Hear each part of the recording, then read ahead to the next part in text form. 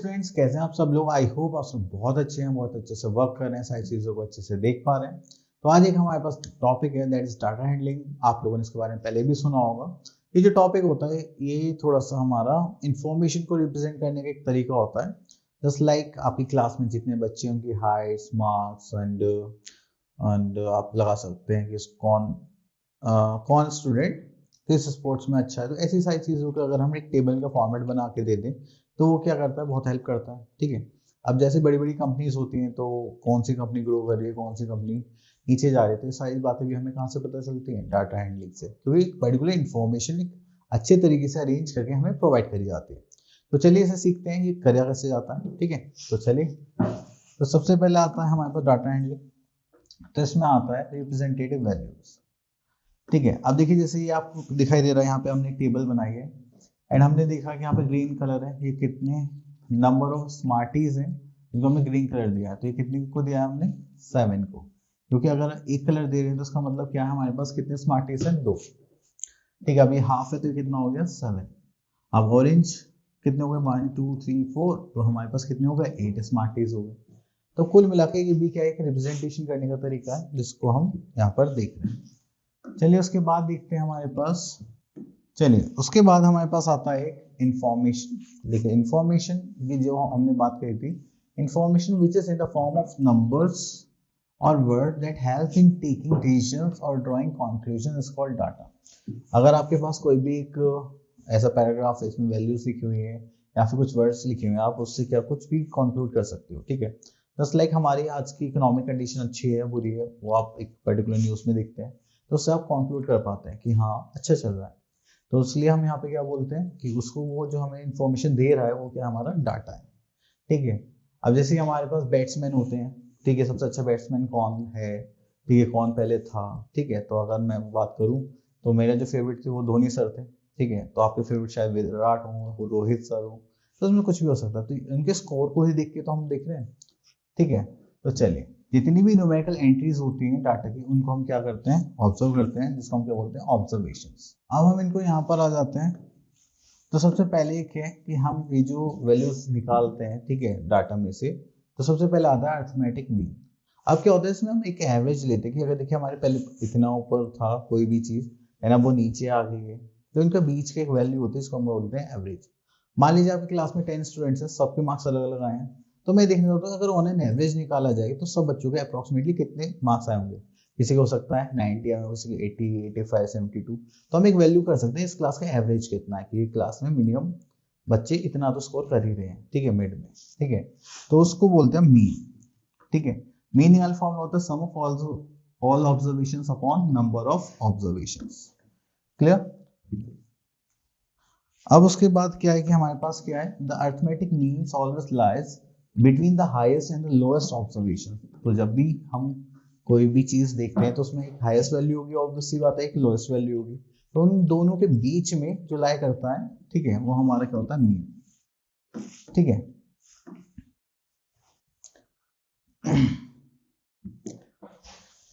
Okay, तो इसके बाद आगे चलते हैं। नेक्स्ट आती है हमारे पास रेंज। तो देखिए जो हमारे पास रेंज है, रेंज को हम कैसे निकालते हैं? एक हमारे पास लोएस्ट वैल्यू होती है, एक हायर वैल्यू होती है, तो इन दोनों के जो बीच का जो डिफरेंस होता है वो हमारी क्या होती है? रेंज। ठीक है, तो आप इसको कैसे निकालेंगे? हाईएस्ट माइनस लोएस्ट, तो वो क्या जाते हैं? हमारी रेंज। चलिए उसके बाद आ गई हमारे पास एक्सरसाइज 3.1। तो यहाँ पर देखते हैं question number 1, find the mean of the following data. तो मीन निकालने के लिए यहाँ से हम एक ऑब्जर्वेशन ले लेते हैं, दिस वन। ठीक है, हो गई हमारी ऑब्जर्वेशंस। तो मीन निकालने के लिए हमारे पास फॉर्मूला क्या था?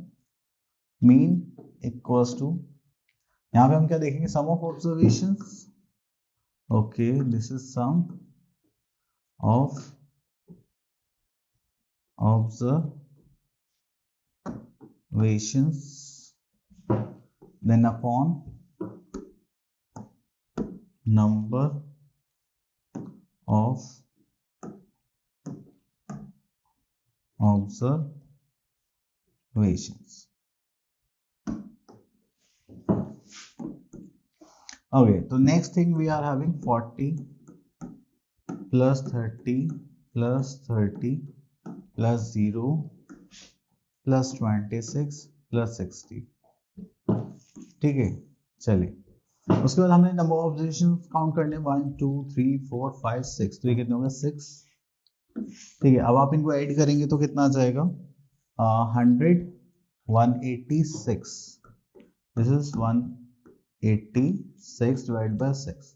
सो 2 से करेंगे तो हो जाएगा 3, 2 से करेंगे तो 93। अब इसको डिवाइड करते हैं 3 डिवाइड बाय 93। ठीक है, तो करेंगे तो हमारे पास कितना हो जाएगा 31। तो ये हो गया हमारे पास 31 एज आंसर। तो इनका जो एवरेज निकल के आया, मीन कितना निकल गया 31। एंड देखो सबसे लोएस्ट वैल्यू कितनी है हमारे पास 0, एंड सबसे हाईएस्ट वैल्यू दैट इज 60। तो इनके दोनों के बीच में ही निकल के आया, तो इसका मतलब हमने सही करा है। ठीक है, तो चलिए उसके बाद आगे चलते हैं। तो यहाँ पर तो सेम ही है, तो आगे ही चलते हैं। ओके, तो एक बार क्वेश्चन नंबर 4 देखते हैं। इसमें छोटे छोटे से क्वेश्चंस हैं, तो इससे थोड़ा सा और एक दो टॉपिक और क्लियर हो जाएंगे। ओके, तो यहाँ पर गिवन है the ages in years of 10 teachers of a school is this. तो 10 टीचर्स की हमने यहाँ पे एज ली है। ठीक है, तो यहाँ पे पूछा गया है क्वेश्चन नंबर 1 में what is the age of the oldest teacher and that of the youngest teacher. Okay, तो यहाँ पे देखते हैं ओल्डेस्ट टीचर। अगर हम ओल्डेस्ट टीचर की बात करें तो यहाँ पर देखिए 40 है सबसे ज्यादा, नहीं 54 है। ओके, यहाँ लिख सकते हैं 54 इयर्स। देन उसके बाद आता है हमारे पास यंगेस्ट टीचर।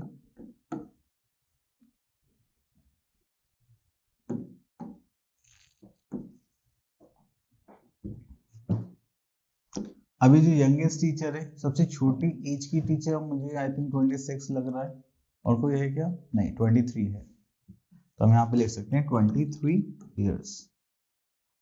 ठीक है, तो इसी टाइप से हम क्या करते हैं, इंफॉर्मेशन गैदर करते हैं डाटा हैंडलिंग में। Okay, next we are having what is the range age of the teachers. तो देखिए हमें रेंज निकालने के लिए बोला गया है सेकंड पार्ट में। ये तो हो गया first part, then second part range. अगर आपसे रेंज निकालने के लिए बोला जाए तो आपके पास एक फॉर्मूला होता है हाईएस्ट वैल्यू या फिर हायर वैल्यू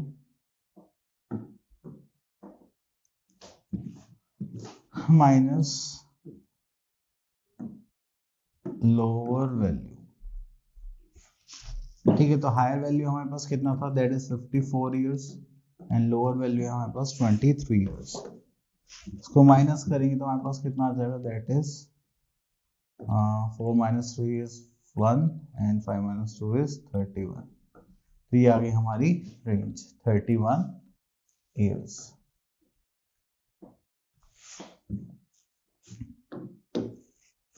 चलिए उसके बाद आता है what is the mean age of these teachers. तो मीन निकालने के लिए यहाँ पर हम क्या करेंगे, मीन निकालने का फॉर्मूला होता है हमारे पास सम of observation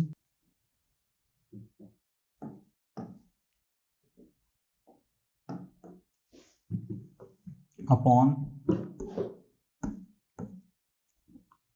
number of observation।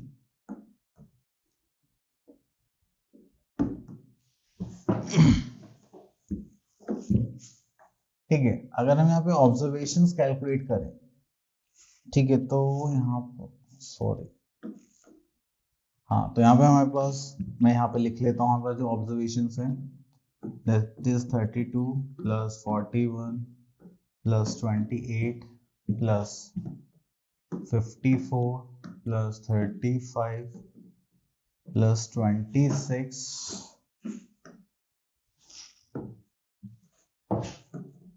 Plus 23 plus 33 plus 38 plus 40।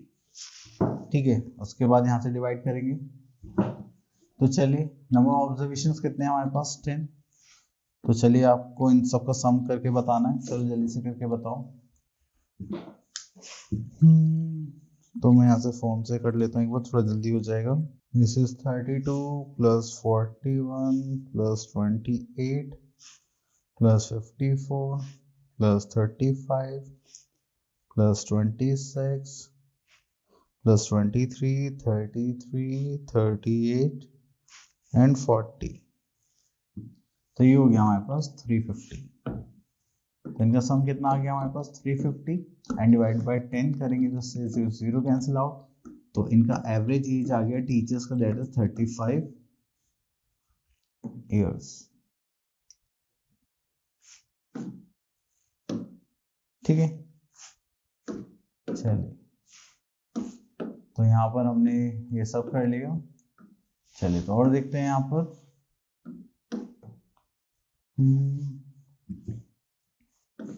चलिए तो यहाँ से एक पार्ट और ले लेते हैं हम, 7th। ओके, तो यहाँ बोला गया है find the mean of the first 5 prime numbers. Prime numbers देखिए आपको पता है, तो हम यहाँ लिख लेते हैं पहले प्राइम नंबर्स। प्राइम नंबर्स क्या होता है हमारे पास? सबसे पहले होता है हमारे पास 3, देन नहीं 2 होता है ना, हाँ सबसे पहले तो होता है हमारे पास 2, 3, 5, 7, 9, 10, 11। ठीक है, ओके। तो उसके बाद आता है हमारे पास क्या निकालना है हमें? एवरेज, नहीं मीन। तो अगेन मीन का फॉर्मूला क्या होता है हमारे पास? Sum of observation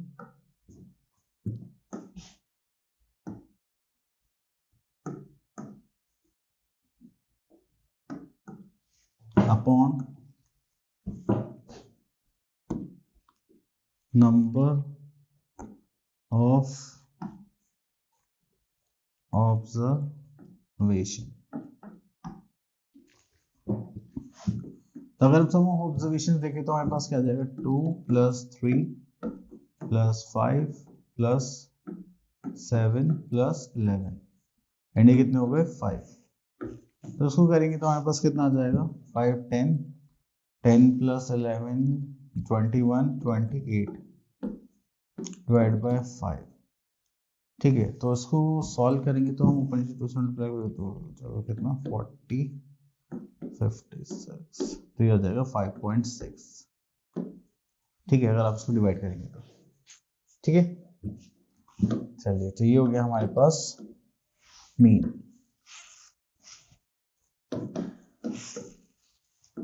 okay, next topic पर आते हैं हम, मोड। देखिए मोड क्या होता है? मोड होता है जब भी आपके पास कोई भी सीरीज है और उसमें मैक्सिमम नंबर टाइम्स कोई भी चीज रिपीट हो गई, दैट इज अ मोड। ठीक है, हमने देखा यहाँ पर हमारे पास एक सीरीज की बने नंबर की, दिस वन 42432। ठीक है, तो हमारे पास सबसे ज्यादा क्या रिपीट हो रहा है? यहाँ पे 2 रिपीट हो रहा है, दैट इज अ मोड।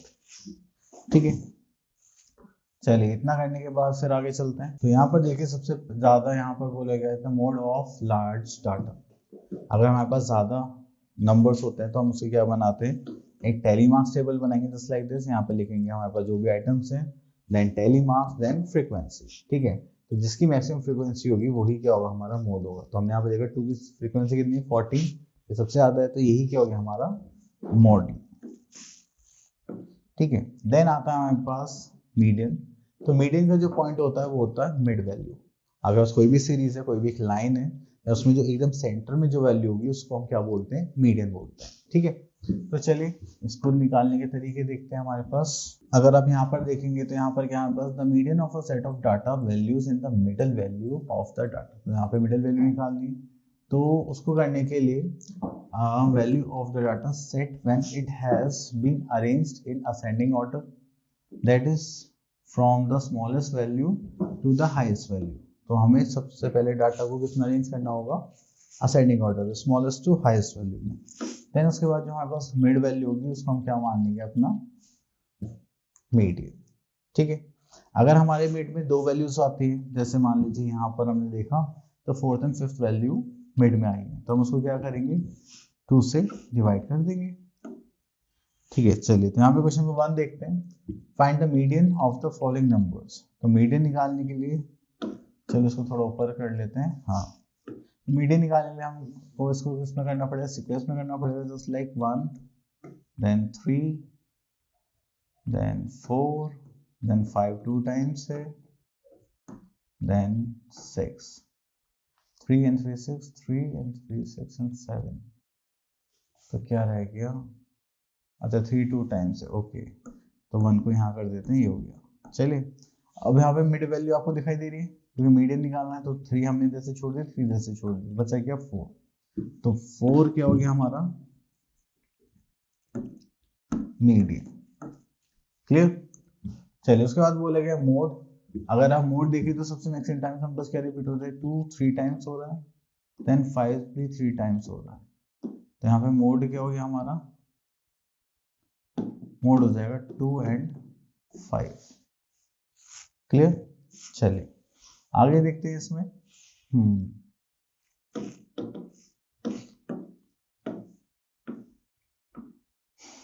अब यहाँ पर आ जाते हैं